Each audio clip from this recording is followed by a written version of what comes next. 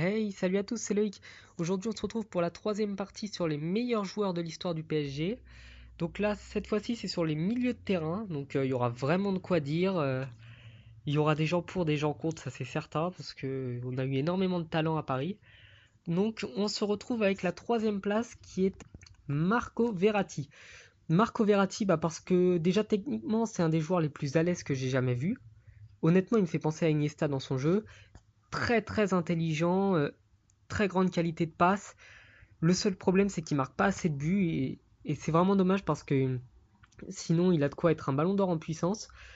Donc, inutile de rappeler qu'il a tout gagné avec Paris. Il a plus d'une dizaine de trophées alors qu'il est, il est super jeune. Futur grand espoir de la Squadra Azzurra également. Pareil, pas beaucoup de buts, mais voilà, en Italie, il est reconnu comme étant un tueur. Malheureusement, il est blessé, donc il fera pas l'Euro. Et c'est pour ça qu'il est à la troisième place. Donc après, en deuxième position, je sais qu'on va me dire oui, mais il n'a pas fait beaucoup de matchs avec Paris. Certes, mais là, c'est les meilleurs joueurs qui sont passés par le PSG. Et Ronaldinho, c'est impossible de ne pas le mettre. Déjà parce que à moins de 20 ans, je crois qu'il a gagné la Coupe du Monde. Enfin, si ma mémoire ne me fait pas défaut. Une Coupe des Confédérations, une Copa América.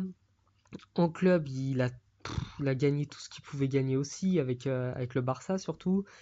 Ça l'a pas empêché de gagner une Copa Libertadores. Il a été Ballon d'Or en 2005. Enfin voilà, bref. Je vais pas revenir sur tout ce qu'il a gagné.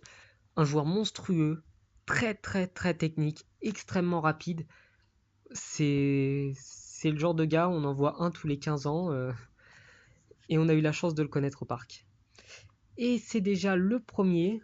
Donc lui aussi, ça sera en deux parties hein, pour ses trophées parce que voilà, une carrière immense. Rai, capitaine Rai, sûrement le joueur le plus aimé de tous les Parisiens. Il n'y a peut-être pas Oleta dans le même niveau, mais voilà, Rai, c'est Capitaine Rai. Il y a eu une chanson qui a été faite en son honneur. Tout le monde l'aimait.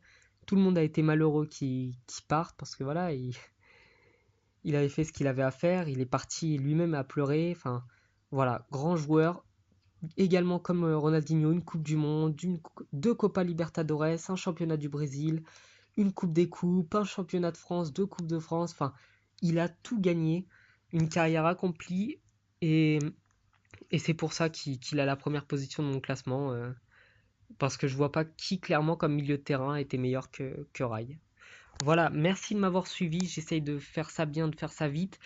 Essayez surtout de vous abonner, de partager mes vidéos. Ça fera toujours plaisir d'avoir un peu de monde pour justement pour débattre, pourquoi pas.